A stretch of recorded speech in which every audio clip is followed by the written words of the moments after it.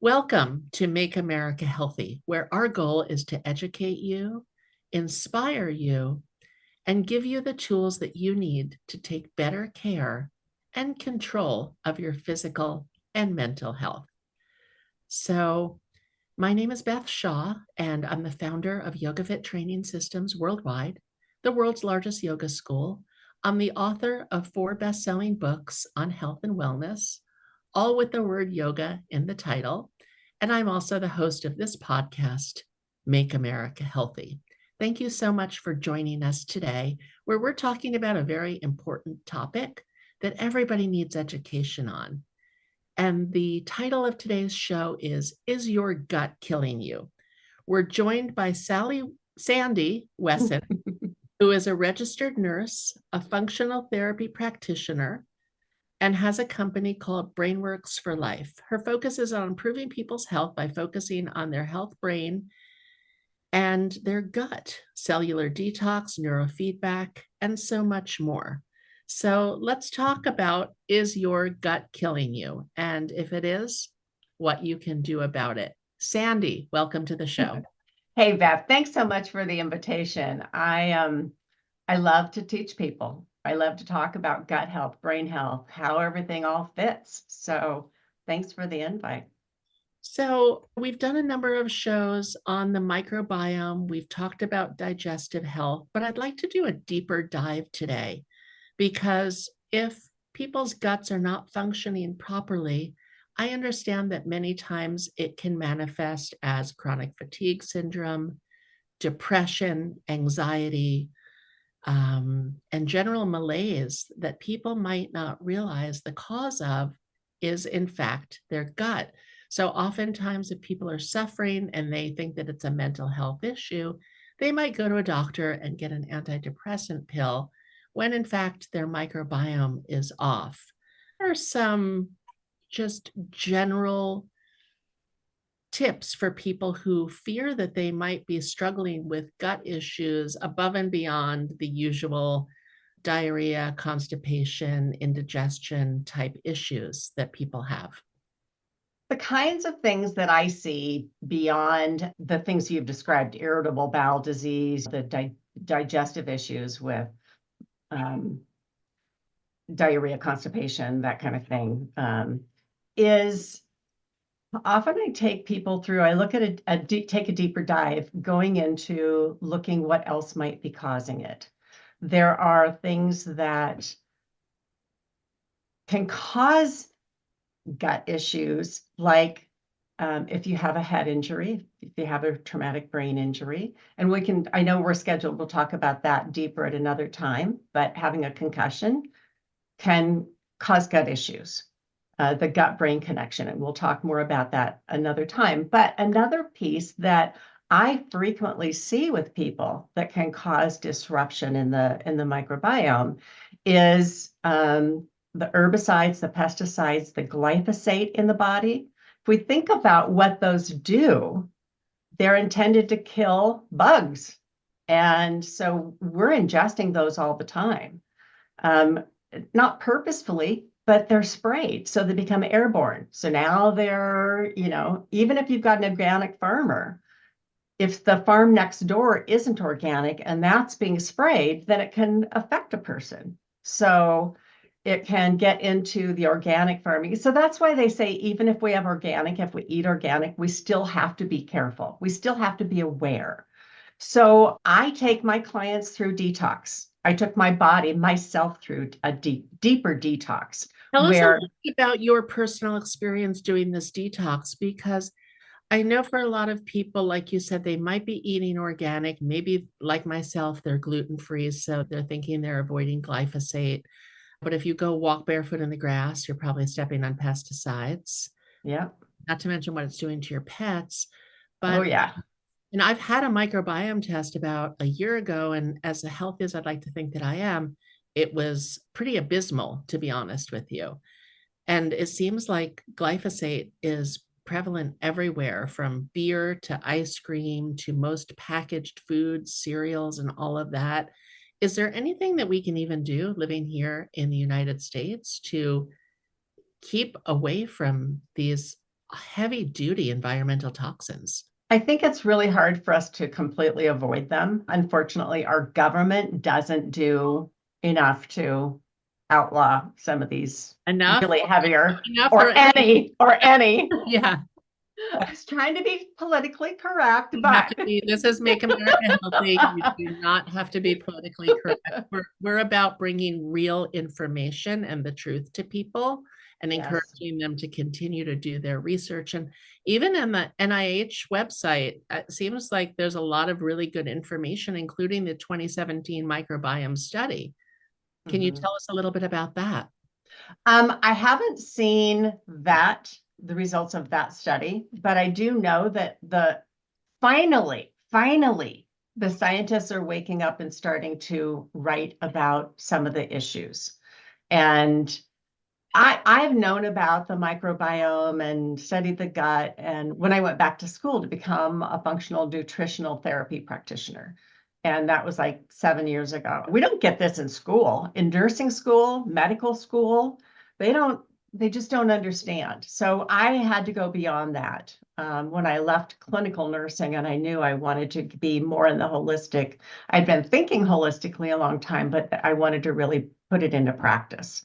So, so the study, that particular one, I'm not as familiar with, but I do know the microbiome now, they are talking about, scientists and doctors are now starting to talk about the gut-brain connection and how having a poor gut function, what that does, that means our microbiome isn't good. We might have autoimmune diseases. And I know you guys have done some deep dives on the microbiome and gut health with other podcast guests, but still, if we don't have a good microbiome, if we have leaky gut, then that means those toxins are going throughout our body. They And get into our how does blood. that, like, when that happens, what can our listeners look for to, I don't want to say that people should self-diagnose, but I'm very much about teaching people Mhm. body awareness, keeping food journals, noticing what upsets their stomach, what Absolutely. doesn't. Short of getting a microbiome test, which we know that insurance doesn't cover, and maybe Mhm. you could give our listeners a little direction in where they could get the testing done if they can order it themselves. Where do we start? So I look at symptoms when I'm talking. Number one, when I'm talking with my clients, I do a big history. I want to know, where did they grow up? Because oftentimes this started when we were children. And so if they grew up in farm country, and so many people, or sometimes I've got clients who worked in a chemical plant. And so looking at, number one, your history, asking yourself, where can I remember when I started having these symptoms? Can I remember a time when my gut felt good, that I didn't have constipation and diarrhea? Can I remember a time that I didn't have skin issues or breathing issues? So it's really trying to take a deep dive, number one, on self, what our environment has been as we've grown up, as we've lived. Where have we lived? Did we live in the Midwest where there's more farming? Or did we live in areas where another thing that affects people greatly is mold? And it's not something we think about. I grew up in Salem, Oregon, and then moved to Portland for nursing school and lived in Portland for a long time. It rains all the time. We always say summer doesn't begin until July 5th because you can't count on a dry weekend for 4th of July weekend. So that much rain, there's bound to be mold. Homes that have leaks, they don't know about it. Mold has a huge effect on our microbiome. It has a huge effect on our mitochondria. So mold is something we have to move out of if there's any way to do that. And then we have to work on getting the mold out of our bodies, just like we have to work on getting the herbicides and the pesticides out of our bodies. So paying attention to how you feel, and then moving towards, what can we do about it? We have to detox it out. And I don't recommend people just going to a natural food store or going to a place where and just buying a detox. I've had people do that. I mean, I've met people who came to me after doing that, and it can make things worse because now it's moving the toxins out of wherever they were stored into your system. And if you don't have good detox pathways, like, you got to be having bowel movements regularly, a couple times a day, and to be able to do detox well. Liver and gallbladder, those need to be, so you need to address that first before we start trying to pull all these toxins out. And Sandy, is it safe to say that people who are obese have more toxins stored in their body? Yeah, I'd like yeah, a little clarification on that. yes, because our body's trying to protect us. The toxins will be stored in the fat cells. The toxins, the people who are obese have more toxins stored. When when they start losing weight, oftentimes they don't understand why they're feeling worse for a while. Right. And it's because now, as those fat cells are going away, it's releasing the toxins from that. So even for those people who are going through like weight loss, I recommend just really working on your bowels, making sure you're having regular bowel movements so you can get it out, making sure that the liver gallbladder, and people who don't have a gallbladder, of course, that's a different story, but really trying to make sure that we are addressing that area rather than just going into detox. I've had people come in when they're detoxing on their own and they've got huge swollen ankles or different things going on. And it's because the body, the lymph system, isn't functioning well. So it's taking the right steps when we're going to detox, but detoxification is important. And let's talk for a minute about parasites. Now, we had Dr. Edward Group on the show from Global Healing. They're personal friends of mine from Harvard. They make a lot of detox and cleansing products. And from what I understand from him, if we have parasites, and I would imagine most of us do, and especially Most of us do.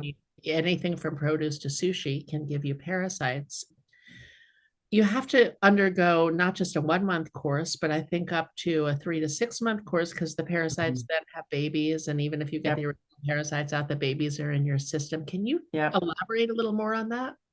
So yes, I took myself through an extensive detox looking at parasites. And again, because as you say, the parasites lay so many eggs. And even the parasites that are alive in our system, a lot of times people will do a stool test. Their doctor will do a stool test, comes back negative. They don't always exit in the stool. So many people will have negative stool tests. And yet, when we start detoxing and treating for parasites, then amazing what comes out in the stool, even though they've been told it's negative. So the parasites can get down into the biofilm. They don't even And stay in the, they burrow themselves. I had met Tony Robbins' doctor at a yep, function that I was presenting at about a year ago. And he said sometimes they bury themselves within the walls of the colon, they do. intestines, and they're hiding out there. They do. And they don't just stay in the gut. Parasites can travel. They love the liver, the gallbladder. I mean, we've heard of animals who have had liver flukes. People have liver, go into the liver and will grow there. And then people can start having liver issues. So that goes into the pancreas. They travel to the brain, the That's great. lungs. That's very scary. It is scary, but the lungs too. So that's why when we're doing a parasite detox, that's why it takes so long. As you said, yes, they lay eggs. There are certain parasites that will live in the lungs that have their entire life cycle in the lungs. So And how would we know if we have parasites in our lungs? some practitioners will muscle test. It's not And something that's do you easily gonna believe that show. muscle testing is effective? Yeah, I've seen it. I've used it with clients. And so, because our body knows. Now, I don't just muscle test and say, oh, do you have parasites in your lungs? I have vials and use those vials against their body and see if that makes their arm or whatever you're using weaker versus staying strong. That tells me that person has a problem with that particular parasite or that particular herbicide or pesticide. Or so I utilize that. Many practitioners do. There's a lot of people who are really experts at using muscle testing. But that is why, coming back to the egg laying and how they burrow, that's why it takes so long to really do a thorough parasite test. You talked about you can get it through water, through what we eat or drink. You can get parasites swimming in a lake. We've got lots of open orifices that they can swim into. I've had women who, when we are detoxing, have seen parasites come out in their menses. Wow. It's not just the gut. And that's why, even if a stool test comes back negative, I do it anyway. I go through that detox anyway, based on symptoms, based on how long you've been feeling bad, how long you've had gut issues that you can't heal.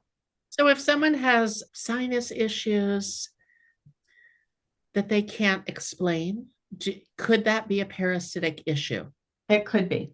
Absolutely, it could be. Like for me, my sinuses have been an issue because I worked as a nurse for so many years. And when I worked in the intensive care unit, and you've got people that are intubated, so Yes. they've got a tube down into their lungs and they've got a severe pneumonia or something else going on, and we'd suction them out. And at that point in time, they didn't have us wear a mask to Right. protect ourselves. We're just suctioning all this stuff out and then we inhale it. I've lived in mold, so mold spores in the sinuses. So yes, sinus issues for me my entire life.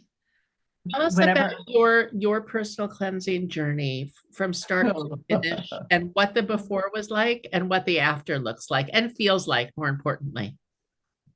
this is why I say you got to know what you're doing, because I was my first patient. And when I was still in school for nutritional therapy and we were talking about detoxing and talking about parasites, and when I started listening to that, oh my gosh, I have those. But we hadn't yet gotten to the point of talking about opening up the detox pathways. So I just started taking stuff and made myself sicker. I made high anxiety, like just overwhelming anxiety, because now all this stuff, all these parasites were really waking up and fighting hard. And during that time, they can put out something that makes us anxious. So when I started doing it as a student is different than what I do now. But when I started really seriously recognizing how much my brain fog, how much my gut, how everything was being affected by parasites, when I started using the products that I use and opening up my pathways first, because you have to support the mitochondria first. You've got to support your cells and making sure the bowel movements are there, making sure that the liver gallbladder has been addressed before we start really doing the kill phase, I'll call it. So I spent a month first just doing all that prep work. And that's what's recommended to get the cells strong enough to handle this. And then I started killing, and oh my gosh, the parasites I saw in my stool, a lot. And it was recommended also to do coffee enemas. And so in doing that, I would see even more. I've never done a coffee enema, but what I understand is that you really do need to use an organic free Mold coffee. free. Yeah. One of And our show sponsors is Life Boost Coffee. So I'm thinking if I were to do a coffee enema, I would use my Life Boost Coffee mindfulness blend to do a coffee enema. And yes. I've heard wonderful things about them. Yes, yes, I have as well. The life boost. Yes, the coffee enemas, the purpose of it is we want to get the coffee up into the common bile duct, up into the liver, and that way Is without getting too graphic for our listeners, I would imagine that requires a little bit of special apparatus. It does. Coffee enema kit. And even as a nurse, I can't tell you how many coffee enema or just enemas I've done on patients for my career. But even for me, when I was trying to learn to do it on myself, it's logistics. It's logistics. I talk my patients through it. And if they need me to, if they want to walk through and show me their bathroom, I can give them suggestions on how to set things up. But it's really about stainless. I prefer a stainless steel coffee enema kit, and you can look them up on Amazon. You can look up coffee enema But kits. one So shouldn't just embark on a coffee enema program without doing the rest of the work. Is that correct? can you do it without doing the rest? Yeah. Is that what you're asking? Yeah. You can, but I would also, if I'm doing that, I would also want to, because really you're doing it, you're helping the liver make its own glutathione, as well as trying to clean stuff out of the body. But I prefer, if I'm doing that, I want to be doing binders. I want to be doing other things to help absorb whatever is being pulled out and released. So if the liver is now releasing a lot, or just by doing the enema, you're pulling more stuff out of the body. If it's not all exiting in the stool, I want to be using a good binder to help bind those toxins. So let me give you an example of one of our listeners, let's say, who's 49 years old, having premenopause symptoms, has maybe 5, 10 pounds to lose, grew up in a rural area, then lived in cities, maybe lived abroad. How will doing a deep cleanse help them? And can you get to the point where you're almost giving your body a complete reset so that the next 50 years of life will be healthier and more enjoyable? So in that circumstance, then yes, we're talking about rural toxins. We're talking theoretically, if you want to look at EMFs, and I'm not an EMF expert, but they say that also has a huge impact. So rural often has. So looking at that person, I would start them again. I would want to open up their pathways and support the cells, support the And are there mitochondria. diagnostics, Sandy, that need to happen before the client goes on this program of detox, or can anyone go on it? Anyone can go on it. It's the products that I use are professional products, so they're not for sale to the public, because oftentimes when we get into issues, people think they're not going to have any issues, and then they do. For instance, when I started taking one to just support my kidneys, thinking I wasn't going to have issues with it, I started having left kidney pain. I was just doing that as part of my preparatory work. And I go, left kidney pain, crap, I must have toxins or heavy metals in that kidney. So there are some heavy metals, lead is stored in our bones, kidneys, and brain. Mercury, right? If people got a lot of vaccinations, I've been told that mercury goes right to your brain.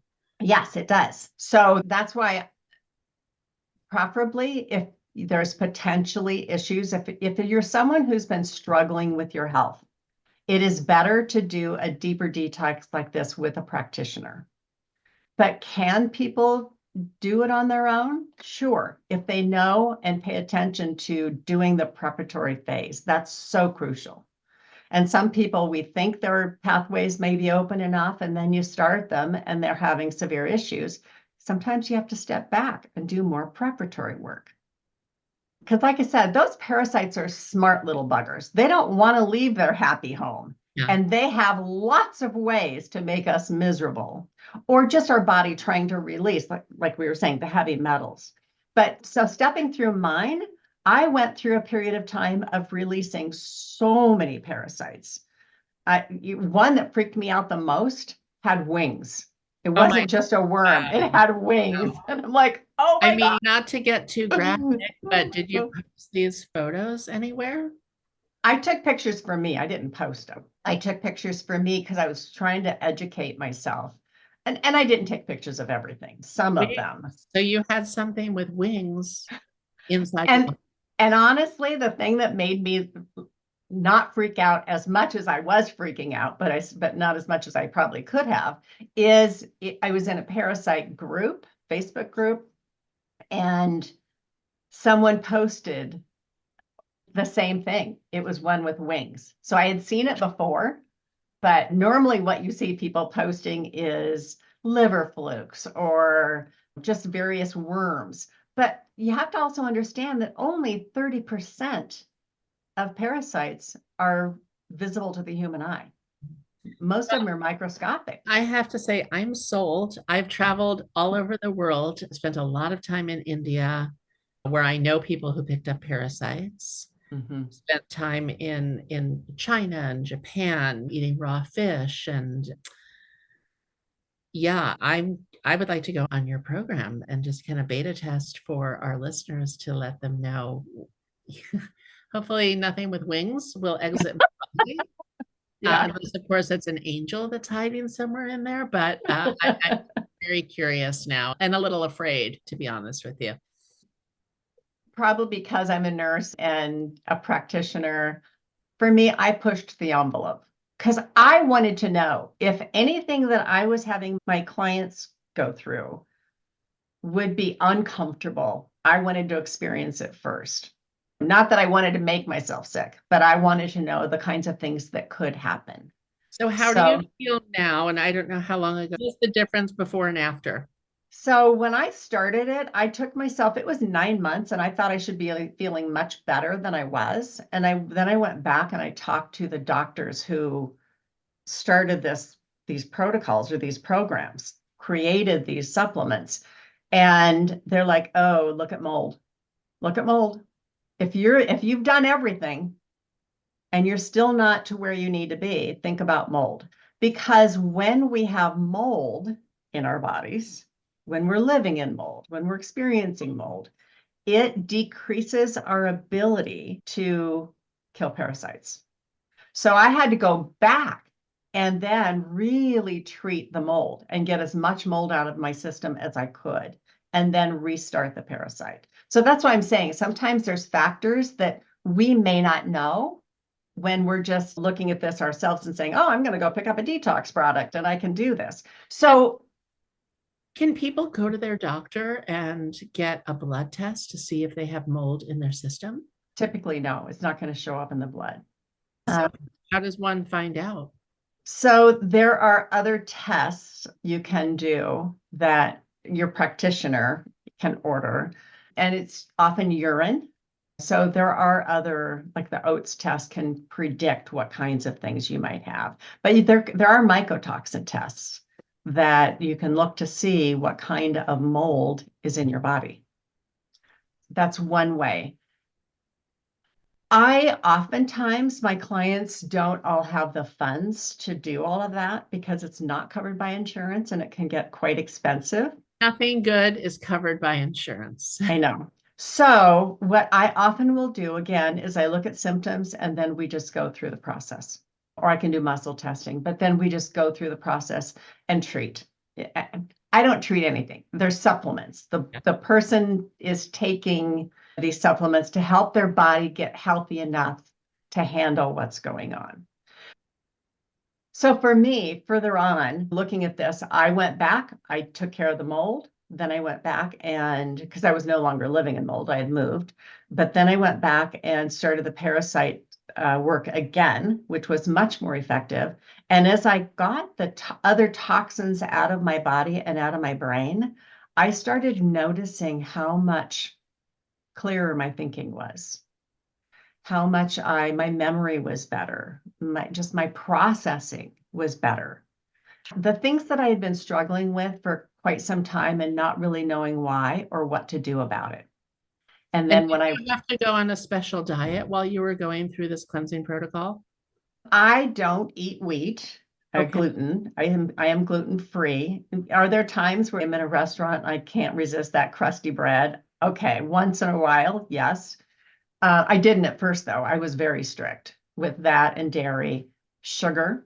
It's really if we can take down the sugar load because the sugar feeds these little buggers, Yeah. then that's better. If people absolutely can't do that, then I will start them hoping that once we start to decrease the parasitic load, their sugar cravings are less, and then they can try to bring down that sugar. I don't want to set people up for failure, saying you can't have this, you can't have this, you can't have this, and you have to take all these supplements and start doing coffee enemas, and people are going to go, So I really try to work with the person, but the more they can address what's going on for them in terms of their eating, it will make it easier. They may not have to go as long on these cleanses in order to start really feeling better. But it's amazing once we start pulling the toxins and the heavy metals out of our brains. When we start doing all of this and get that, I had a client who had worked in a chemical factory. And so she never did the enemas, but she was just a secretary upstairs. She wasn't working with the chemicals, but she was still present there. And for the longest time, using the binders that help pull the metals out, she was seeing all sorts of sparkly things in her stools, all sorts of colorful things that aren't normally there. So chemicals And as I'm they were sure you're coming out not of her body. talking about diamonds and emeralds. No, but amazing what she was seeing that was chemicals. Wonderful. Please tell our listeners where they can find you if they're interested in working with you for a cleanse. My company is Brainworks for Life. And so brainworksforlife.com. I'm not as active as I should be on Instagram and Facebook and social media because I'm busy caring for people, but I'm on those sites as well. But primarily just Brainworks for Life. I'd like to thank you so much. This has been a very informative. And if you're listening, if you have Thanks. got issues, if you're having brain fog, if something's going on with you and you're not quite sure what it is, maybe it's time for you to cleanse your body out because your gut may, in fact, be killing you. We'd like to thank the sponsors of today's show, Yoga Fit Training Systems Worldwide, the leader in yoga, mind, body, fitness education, hosting conferences, virtual and live trainings, ongoing support groups for weight loss and weight management. YogaFit has over 250 different educational programs for the yoga enthusiast, for people suffering with back pain, and for people who would like to teach wellness and mind-body health. Check out yogafit.com and you can save 15% at checkout by using the code YogaFit or MAH24. And we'd also like to thank our sponsor, Life Boost Coffee, making clean, mold-free, organic, shade-grown coffee. They have over 50 different flavors, including the new Mindfulness blend, which is a half-caf blend of dark roast that I personally designed. Nice. You can save 15 at checkout by using the code YogaFit at lifeboostcoffee.com. We'd also like to thank our sponsor, Urconia Lasers.